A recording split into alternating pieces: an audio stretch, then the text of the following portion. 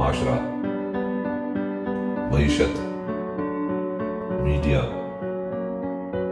مذہب اور ماں۔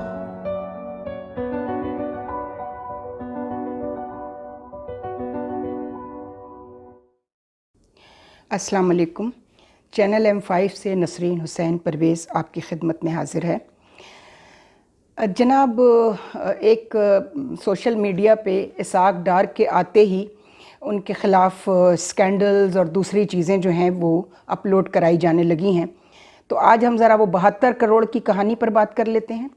72 کروڑ 4 سال کی تنخواہیں ایز اے سینیٹر، اور دوسرے ان کے جو بینکوں کے بارے میں اور ڈالر کے بارے میں جو چیزیں کہی جا رہی ہیں، تو اگر وہ پروف ہو جاتی ہیں تو پھر ہم بھی اللہ کے سامنے جو ہے وہ معافی مانگ لیں گے سر جھکا کر کے، پروردگار معاف کر دے۔ ہم نے بھی شخصیت پرستی تو نہیں کی، لیکن جتنا ہم اسحاق ڈار کو جانتے تھے اس حوالے سے ہم نے دعوے کر دیے بہت زیادہ، لیکن ابھی اس کا وقت نہیں آیا ہے، اور امید ہے انشاءاللہ کہ آئے گا بھی نہیں۔ تو باقیوں کی تو ہم کو پرواہ نہیں ہوتی ہے، لیکن جو آپ کے وہ لوگ جو آپ کے لیے ویلیو کرتے ہیں، جو پڑھے لکھے لوگ ہیں اس معاشرے کے اور بہترین خدمات سوسائٹی کے لیے انجام دے رہے ہیں، اس میں ایک تو ہماری فیملی فرینڈ ہیں زیبا الوی صاحبہ، اور وہ بڑی عمران خان صاحب کی وہ بہت بڑی فین بھی تھیں، اور لیکن وہ بہت بیلنس، چونکہ پڑھی لکھی خاتون ہے نا، تو وہ بیلنس رکھتی ہیں خود کو، اور جب تجزیے ان کے سامنے آتے ہیں تو وہ اس کا کمپیریزن کرنے کی صلاحیت رکھتی ہیں۔ تو زیبا آپ کے لیے، اور ملتان سے ڈاکٹر گردیزی ہیں، بہت پڑھے لکھے انسان ہیں، ویری لرنڈ پرسن، اور ان کا بھی ایک کلپ آیا 72 کروڑ کے حوالے سے، اور زیبا الوی آپ کا بھی۔ تو میں بے شک ہمارے سننے والے بیشتر لوگ ان لوگوں سے واقف نہیں، لیکن میں آپ کو ان لوگوں کے بارے میں زیادہ اچھا سمجھتی ہوں مینشن کرنا جن کو ہم جانتے ہیں کہ وہ پڑھے لکھے لوگ ہیں، اور ان کو یہ بات سمجھ میں آ جاتی ہے کہ اسکینڈل کیا ہو رہا ہے، اسکینڈلائز کیسے کیا جاتا ہے، اور کسی بھی یہ کام اگر مریم کر رہی ہیں عمران کو گرانے کے لیے وہ بھی برا ہے، دوسری سیاست سے وابستہ خواتین یا مرد شخصیات کر رہی ہیں، چاہے بلاول کر رہے ہیں، جو بلاول بھی بہت بدتمیزی کرتے ہیں۔ لیکن مجھے بڑی حیرت ہوئی، ہم اس پر الگ سے ایک کلپ کریں گے، بڑا حیرت میں پڑ گئی جب میں نے بلاول کو ابھی پرسوں بہت بیلنسڈ، بہت ہی پیشنس کے ساتھ انہوں نے پریس کانفرنس میں لوگوں کے جواب دیے، and very good conduct of Bilawal, بہت اچھا لگتا ہے، یا تو کوئی اچھا ٹیچر مل گیا ہے، اور شیلا رضا سے اور شہری رحمان سے جان چھوٹ گئی ہے آپ کی، کوئی آپ کو اچھی ٹیچر مل گئی ہیں، اور آپ بہت اچھا آپ نے پریس کانفرنس ہینڈل کی، آپ میچیور ہوتے جا رہے ہیں، اچھی بات ہے۔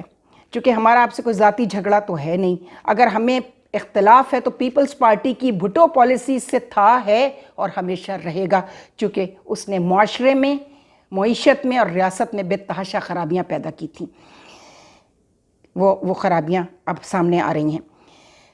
تو جناب اسحاق ڈار صاحب نے فوراً ہی کل وضاحت کر دی، میں دیکھ رہی تھی زبیر موتی والا صاحب ان کے ساتھ کھڑے ہوئے تھے، کراچی چیمبر آف کامرس کے جو بزنس گروپ کے ہیڈ ہیں، سراج تیلی صاحب کی جگہ جو آئے ہیں، بے تحاشا لوگ تھے، ٹریڈرز تھے، اس میں تاجروں کے نمائندے تھے اور انڈسٹریلسٹ بھی تھے، اور انہوں نے ان کو مخاطب کر کے یہ بتایا کہ ان کے آنے سے پہلے ہی مارکیٹ میں تھوڑی کھلبلی مچی اور ڈالر نیچے کی طرف آنا شروع ہو گیا، اور ان کا کہنا یہ بھی ہے کہ جو ڈالر کی ایکچول ویلیو بنتی ہے وہ 200 روپے سے کم ہے، تو وہاں تک اس کو آنا چاہیے، وہ اس کے لیے ایفرٹ کریں گے۔ انہوں نے کوئی ایسا وعدہ نہیں کیا، لیکن جب کسی نے کہا کہ آپ نے تو جناب وہ قوم کے 72 کروڑ روپے 4 سال کی تنخواہیں بھی لے لیں، تو ہمارے دوست جو ہیں، ہماری دوست جو ہیں زیبا الوی، ان کی خدمت میں بھی ہم نے فوراً ہی ان کو فون کر کے ہم نے بتایا واٹس ایپ پر، اور ڈاکٹر صاحب کو بھی، ڈاکٹر گردیزی کو ملتان میں، کہ تو یہ مجھے بہت اچھا لگتا ہے جب پڑھے لکھے لوگ ایک پڑھے لکھے طریقے سے جو ہیں وہ چیزیں مینشن کرتے ہیں، اور پھر جب ان کو بتایا جائے کہ چیزیں اس طرح نہیں ہیں، اس طرح ہیں۔ تو اللہ کا شکر ہے اسحاق ڈار صاحب کی کل ہی پریس کانفرنس بھی آ گئی کہ جناب میں تو جب MNA تھا تب سے لے کے سینیٹر تک 20 سال کی میری سیاسی زندگی میں نے جتنی بھی سیلری حکومت کی طرف سے ملی ہے، اور یہ میں اس کی گواہ ہوں، وہ ہمیشہ فلاحی کاموں پہ خرچ کر دیتے ہیں، اور اب جو 4 سال کی تنخواہ کی بات ہوئی ہے وہ انہوں نے کہا کہ بالکل غلط ہے. آج سوشل میڈیا کا دور ہے, کوئی چیز چھپی نہیں رہ سکتی ہے. اگر اسحاق ڈار نے 4 سال کی تنخواہ لی ہے 72 کروڑ روپے یکمشت, تو الزام لگانے والے پلیز, میں کوئی ان کی کوئی پولیٹیکل ورکر نہیں ہوں, وہ میرے لیے بھائیوں کی طرح میرے محسن ہیں, اور جب ان کے لیے اس طرح کی بات آتی ہے تو جیسے ہماری دوست خوشبخت کے لیے ایک افواہ اڑی کہ جنہوں نے پی ٹی آئی جوائن کر لی ہے اور ایم کیو ایم کو خیر بات کہہ دیا ہے. میں خوشبخت کو 40 سالوں پر مشتمل ہے ہماری دوستی, میں ان کو بہت اچھی طرح جانتی ہوں, تو میں نے یہ اخلاقی طور پر اپنی ڈیوٹی سمجھی کہ میں یہ بتاؤں ایز اے گواہ کہ خوشبخت یہ کبھی نہیں کر سکتی. اگر انہوں نے کوئی دوسری پارٹی جوائن کرنی ہوگی تو وہ بتا کر کریں گی. ان کے نام سے پھر خوشبخت نے مجھے ایک بتایا کہ فیک ان کا اکاؤنٹ ٹویٹ کسی نے کیا ہے, فیک اکاؤنٹ ان کا بنا لیا گیا ہے اور ان کو نیچے گرانے کی کوشش کی جا رہی ہے. تو ہماری یہ اخلاقی ذمہ داری ہوتی ہے کہ ہمارے دوست احباب رشتہ دار جنہیں ہم جانتے ہیں کہ یہ برائی ان میں نہیں ہے, تو ہم اس کی گواہی دیں. اللہ کے ہاں اس کا حساب ہوگا کہ تم نے گواہی کیوں نہیں دی, چونکہ دین اور دنیا ساتھ چلتے ہیں نا. دنیا کے جو اسلوب, جو دنیا کی اخلاقی اور سماجی ذمہ داریاں اللہ تعالیٰ نے ہم پر عائد کی ہیں, ہمیں ان کو دیکھنا چاہیے. تو اسی حوالے سے میں کہہ رہی ہوں کہ اسحاق ڈار نے کوئی ایسا وعدہ نہیں کیا. انہوں نے کہا کہ ہاں معیشت میں بے تحاشا خرابیاں آئی ہیں, اور ڈالر کے حوالے سے انہوں نے جو کہا, آج میں نے خبریں تو دیکھی نہیں لیکن پتہ چلا, فون آ رہے ہیں کہ 8 بینکوں پر بات ہو رہی ہے. 8 بینکس جو ہیں ان کو پکڑا گیا ہے. 8 بینک ملوث تھے, 6 کو پکڑا گیا ہے. وہ 2 کون سے ہیں؟ اور لوگ کہہ رہے ہیں کہ وہ اسحاق ڈار کے دوستوں کے بینک ہیں. میں کیا کہوں, میں نہیں جانتی. یہ حقائق بھی آگے سامنے آئیں گے, چونکہ وہ جب سے پاکستان تشریف لائیں میں نے تو انہیں فون بھی نہیں کیا. یہ میرا اصول ہے, جب میرا کوئی رشتہ دار, میرے کوئی جان پہچان کے لوگ یا میرے قریبی دوست جب اقتدار میں ہوتے ہیں, میں ان سے رابطہ قائم نہیں کرتی, کہ وہ جانتے ہیں میں کیوں نہیں کرتی. تو اس کا جواب تو اسحاق ڈار ہی دے سکتے ہیں کہ وہ جو 2 بینک جن پر ہاتھ نہیں ڈالا گیا ابھی تک, وہ کون سے ہیں اور کیوں نہیں ڈالا گیا ان پر ہاتھ. جب یہ بینکس اس طرح کی بےہودگی میں, اس طرح کی ضلالت میں مبتلا ہیں, تو یقیناً اس میں ایک نیشنل بینک کا بھی نام لیا جا رہا ہے, وہ سرکاری بینک ہے. یہ تو اور بھی شرم کی بات ہے, اور بھی شرم کی بات ہے. اور یہ آج سے نہیں ہو رہا, یہ عمران خان کے زمانے سے ہو رہا ہے. میاں شہباز شریف صاحب کے آنے سے, حکومت بدلنے سے یہ معاملہ اور بڑھا, اور ڈالر 40 روپے تک مہنگا ہوا. یعنی 176 اور 180 تک پہ تھا جب یہ آئے تھے, اور اس کے بعد اب ڈالر اگر 240 244 پر 250 تک پہ جانے والا تھا, تو ایک دم اس کو لگام ڈالی گئی ہے اسحاق ڈار صاحب کے آنے سے. اس میں مفتیٰ اسماعیل صاحب کا میں سمجھتی ہوں اتنا قصور نہیں تھا. ان کے لیے یہ پہلا موقع تھا. ہاں, ان کو کسی بھی مروت اور لحاظ کے بغیر بینکوں سے یہ بات کرنی چاہیے تھی کہ ایسا کیوں ہو رہا ہے. سب کو معلوم ہے کہ ڈالر مافیا پاکستان میں کون کون لوگ ہیں. لوگ نام بھی لیتے ہیں. بوستان کو پکڑیں نا آپ, اے کے ڈی کو پکڑیں, اسٹاک ایکسچینج والوں کو پکڑیں جو ڈالر مافیا میں کھیلتے ہیں. یہی بزنس کمیونٹی ہے جو آپ کے ساتھ کھڑی ہوئی تھی. اسحاق ڈار صاحب, آپ کے ساتھ جو بزنس کمیونٹی کھڑی ہوئی تھی, ان میں سے بیشتر لوگ وہ ہیں جو ڈالر مافیا میں اور منی لانڈرنگ میں انوالو ہیں, اور ان کی وجہ سے ڈالر جو ہے آگے بڑھتا چلا گیا. پہلے سستا کر کے خریدتے ہیں اور اس کے بعد اس کو مہنگا کر کے بیچ دیتے. وہ ڈالر میں کھیل رہے تھے, لوگ برباد ہو گئے ہیں. امپورٹ جو ہے, امپورٹ آپ کو پتہ ہے کہ اس کا سارا تعلق ڈالر سے ہے. تو ایک بات تو چلیے, اللہ کا بڑا کرم ہے, اس نے لاج رکھ لی, اور اسحاق ڈار صاحب نے خود ہی پریس کانفرنس میں آ کر کہہ دیا کہ جناب کون سا 72 کروڑ اور کہاں کا 72 کروڑ. تو پلیز اسکینڈلائز کرنا بند کریں کسی بھی سیاستدان کو. میں صرف اسحاق ڈار کی بات نہیں کر رہی ہوں, چاہے وہ مریم ہیں یا میاں نواز شریف صاحب ہیں یا عمران خان صاحب ہیں, ان کو بھی گندہ کرنے کی بہت کوششیں ہوئیں, مگر عمران خان کو گندہ کرنے والے زیادہ تر وہ لوگ تھے جو عمران کی خوبیوں سے خوفزدہ ہو گئے تھے. یہ کوئی نئی بات نہیں ہے, یہ کوئی نئی بات نہیں ہے. نعوذ باللہ, نعوذ باللہ, ہماری زبان جل جائے. ہمارے رسول سے بڑا آدمی تو کوئی نہیں ہے نا, کائنات کا سب سے بڑا انسان, رسالت مآب صلی اللہ علیہ وآلہ وسلم. جب آپ نے اسلام پھیلانا شروع کیا تو کیا کچھ نہیں کہا گیا آپ کو, نعوذ باللہ جادوگر ہیں. یہ وہی لوگ تھے جنہوں نے آپ کو امین اور صادق کا لقب دیا تھا. تو ہماری تو ہستی کیا ہے, ہم ان کے غلاموں اور ان کی کنیزوں سے بھی اگر کچھ سبق سیکھ لیتے. ان کے اصحاب کرام سے کچھ ہم سبق سیکھ لیتے کہ جنہوں نے جانیں دے دیں لیکن اقتدار کی طرف پلٹ کے نہیں دیکھا، اتنی محبت کرتے تھے۔ حضرت اویس قرنی جنہوں نے اپنا دانت شہید کر لیا تھا جب تک انہوں نے دیکھا بھی نہیں تھا، عمار یاسر، حضرت ابو ذر غفاری، حضرت سلمان فارسی، یہ وہ لوگ ہیں، یہ وہ اصحاب ہیں جو ہمارے لیے قابل تقلید ہیں۔ آپ کے غلام قمبر اور بلال، بی بی فضہ، کیسے کیسے لوگ آپ کی صحبت میں رہ کے انسانیت کے اعلیٰ درجے پر فائز ہو گئے۔ تو ہماری تو ہستی کچھ نہیں ہے۔ تو پلیز اسکینڈلائز کرنا بند کریں سیاستدانوں کو، اور اگر ہمت ہے کسی میں تو اس گندی بیوروکریسی کو ان کے خلاف جلوس نکالیں، ان کے خلاف جلوس نکالیں، ان تاجروں کے خلاف جلوس نکالیں جنہوں نے مصنوعی مہنگائی شروع کی ہوئی ہے۔ آپ جب کچھ خریدنے جائیں آپ وہ کہتے ہیں باجی پیچھے سے ایسے ہی آ رہا ہے۔ رمضان کی اس کی بہترین مثال ہے، رمضان میں سب سے زیادہ موت آتی ہے ان کو۔ یہ وہ مسلمان ہیں جو کہتے ہیں مسلم امہ، ان کو شرم آنی چاہیے۔ جب ہم عیسائیوں کو دیکھتے ہیں، کرسچنز کو، جب کرسمس آتا ہے 1 دسمبر سے چیزیں سستی ہونی شروع ہو جاتی ہیں اور سیل لگ جاتی ہے، اور آپ خود کو اس رسول کی امت کہتے ہیں جو پوری کائنات کے لیے ایک مثال ہیں، اور آپ رمضان ہی کا مہینہ ملتا ہے آپ کو یہ ساری بےہودگیاں کرنے کے لیے۔ تو ان کو میں جہنمی نہ کہوں تو کیا کہوں؟ جن صاحب کو، پنکی بیگم کو جہنمی کہنے پر اعتراض ہوا تھا، ان کی خدمت میں عرض ہے کہ ہمیں بچپن سے یہی بتایا گیا کہ کون کون سے راستے ہیں جو جہنم کی طرف جاتے ہیں۔ پنکی بیگم کے بہت سارے اعمال اور ان کا کردار اس طرح کا ہے کہ وہ جہنم کی طرف جاتا ہے۔ توبہ کر لیں کسی عمر میں تو ہم اللہ توبہ قبول کرنے والا ہے۔ بہرحال تو اب آئیے اس طرف کہ یہ جو 8 بینک ملوث تھے، ان بینکوں کے ساتھ کیا کارروائی ہوگی؟ اسحاق ڈار صاحب آپ کیا کارروائی کریں گے؟ اسحاق بھائی نہیں کہہ رہی ہوں اسی لیے چونکہ اس وقت میں آپ کو وزیر خزانہ کی حیثیت سے مخاطب کر رہی ہوں کہ آپ اب یہ بتائیں گے کہ ان 8 بینکوں کے یا اس بینکوں میں ملوث جو ان کے چیف ایگزیکٹو تھے یقیناً وہی ہوں گے، اور یہ کام مل ملا کر انہی ڈالر مافیا کے تاجروں کے ساتھ ہوا ہوگا، سرمایہ داروں کے ساتھ ہوا ہوگا۔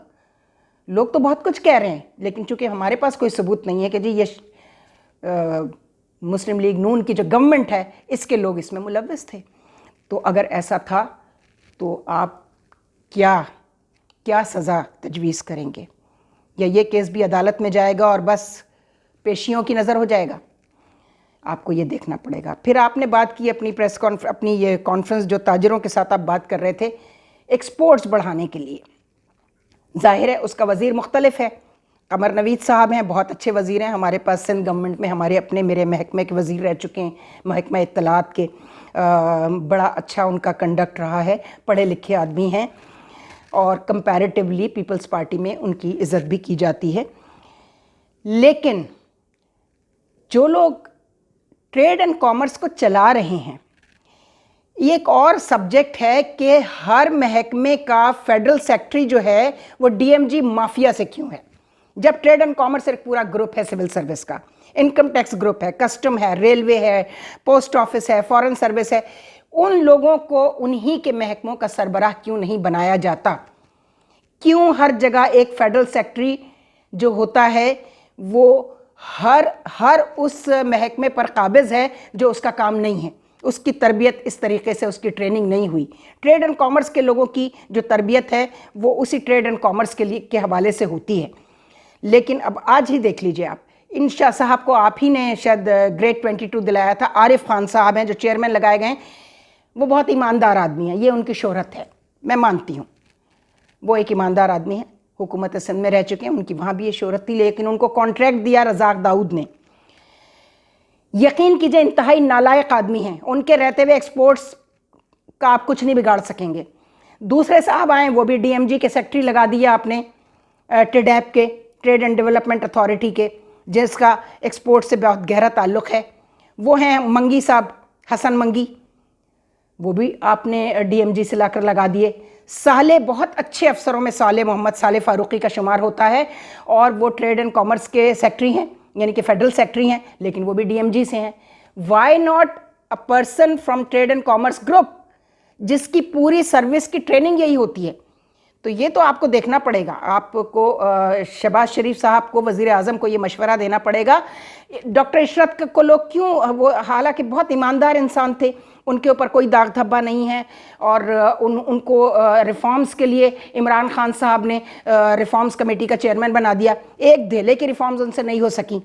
तो खाली ईमानदारी जो है ना, वो कोई बहुत बड़ा वस्फ हुकूमत के लिए नहीं है, गवर्नर के लिए नहीं, गवर्नेंस के लिए ईमानदारी one of the quality of course. But intellectual dishonesty क्या है कि डॉक्टर इशरत हुसैन ने, हम इस पर क्लिप कर चुके हैं, हमारे इंतकाल कर गए मरहूम काजी आफाक साहब जो 7th कॉमन से थे और कैबिनेट सेक्रेटरी भी रहे हैं, पंजाब में बहुत सर्व किया है। मैं उनकी कंडक्ट से वाकिफ़ थी, उनके साथ हमने प्रोग्राम किया, DMG में से उनके साथ किया था। और उन्होंने कुछ ऐसी बात भी की जो डॉक्टर साहब को बुरी लगी, और डॉक्टर साहब ने फ़ौरन मुझे टेक्स्ट की। तो मैंने उनको कहा कि देखें सर, आपने वही किया कि इस DMG माफिया को मज़ीद मजबूत कर दिया आपने उसको पाकिस्तान एग्जीक्यूटिव सर्विस का नाम देकर, यानी वही पुरानी, काजी आफाक ने कहा कि वही पुरानी बोतल के अंदर नई शराब डाल देने से क्या होगा, कुछ भी नहीं होगा। तो खुदा के लिए एक रिफॉर्म्स कमेटी बनाइए। शहबाज शरीफ साहब, जिस तरह आपकी as a administrator Punjab, as a chief minister Punjab, लोग आपकी एडमिनिस्ट्रेशन के कायल थे आपके दौर में, और परवेज़ इलाही के दौर में बहुत तरक्की हुई, लेकिन अब तो परवेज़ इलाही भी हमें बिल्कुल ज़मीन पे नज़र आ रहे हैं। कोई कुछ नहीं किया उन्होंने अभी तक, कोई परफॉर्मेंस ही नहीं है इस वक्त तक उनकी। तो ये क्या रहा है, हमारी गवर्नेंस को, हर पार्टी के सरबराह को जो अच्छी रेपुटेशन एंजॉय करते रहे लोग, उनकी गवर्नेंस को जवाल क्यों आ रहा है, ये देखना पड़ेगा कि आखिर वो कौन सी ऐसा जादू है जो क्या पूरे मुल्क पे जादू हो गया है, या सारी गवर्नेंस पे जादू हो गया है कि कोई भी परफॉर्म करने को तैयार नहीं है। तो उसमें भी यही है कि एक अकेला इमरान खान क्या कर लेता, तो एक अकेले इसाक डार क्या कर लेंगे, मुझे बताइए। तो खुदा के लिए मिलकर बैठिए, इस मुल्क के इंटरेस्ट में बैठिए, अवाम के इंटरेस्ट में, वरना आपको यकीन कीजिए आप सबको उन लोगों की बद्दुआएं खा जाएंगी जो हमारी वो मिडिल क्लास है, जो वाइट कॉलर्स हैं, जो वो काम नहीं कर सकते जो हमारी बहुत सारी मिडिल क्लासेस कर रही हैं, करने पर मजबूर हो गई हैं। ऐसा मत कीजिए।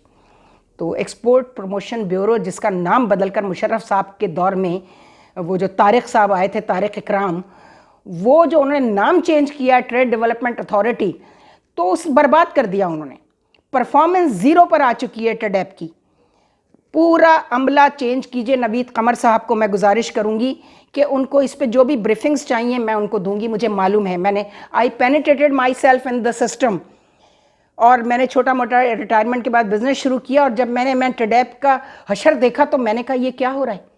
सिंगल कंट्री फेयर के अलावा कोई फेयर बिजनेस नहीं हो रहा, वो भी इसलिए कि उसमें बहुत बड़ा बजट होता है एडवर्टाइजिंग का, और जब आप सिंगल कंट्री बाहर करते हैं तो उसकी परफॉर्मेंस बहुत अच्छी आती है। मगर आज के दिन तक ये सिंगल कंट्री फेयर्स जो हैं, ये एक एक्सपोर्टर जो है पैदा नहीं कर सकी। इसाक डार साहब, आप भी ट्रेड कॉमर्स के मिनिस्टर रह चुके हैं, ट्रेड एंड कॉमर्स के, आपको पता होगा। तो ज़रा ये देखिए कि क्या लेकोनास कहाँ हैं। तो सबसे पहले तो चेयरमैन को फारिग कीजिए, आरिफ खान को। नालायक आदमी है, सॉरी टू से, ईमानदार है, ठीक है, अग्री, अल्लाह उनको इसकी जजा देगा, लेकिन नालायकी की सज़ा कौन देगा उनको। और ये जो हसन मंगी साहब आए हैं, मैंने इनका भी तमाशा देख लिया। अभी एक लोकल फेयर हुआ सिर्फ बजट को ठिकाने लगाने के लिए, चूँकि सब्सिडी मिलती है, वो तमाशा तो मैं कभी भूल नहीं सकती। ख़वातीन टेडैप की बैठी हुई ऊपर पिकनिक कर रही थी और नीचे तमाशा लगा हुआ था। गवर्नर साहब आए और ग़ुलाम सरवर साहब और उनके साथ फ़ोटो सेशन के लिए दौड़ रहे थे सारे लोग, लेकिन बहुत बुरा फेयर था। इतना बुरा फेयर था, लोगों को नुकसान हुआ है, ख़ास तौर पे वुमन एंटरप्रेन्योर को बहुत बड़ा नुकसान हुआ। तो इसमें ट्रेनिंग्स की ज़रूरत है। आप जब भी मशवरा करना चाहें नवीद कमर साहब कर सकते हैं। मेरी ख़ास तौर पर उनसे ही गुजारिश है, चूँकि वो ट्रेड एंड कॉमर्स के मिनिस्टर हैं। तो प्लीज़ मेहरबानी कीजिए, रहम कीजिए। अगर मिनिस्टर ऑफ फाइनेंस और मिनिस्टर कॉमर्स मिलकर चाहें तो बहुत कुछ हो सकता है, और अगर ना चाहें और इन्हीं DMG माफिया के पीछे आप दौड़ते रहेंगे, ये तो आपको मिसगाइड करते रहेंगे। इस मुल्क की जितनी बुराइयां सियासतदानों की गिनवाई जाती हैं, उसकी 100 गुना ब्यूरोक्रेसी के अंदर हैं, क्योंकि वो मिसगाइड करते हैं सियासतदानों को, और सारा फसाद उसी से जन्म लेता है। खुदा हाफिज़।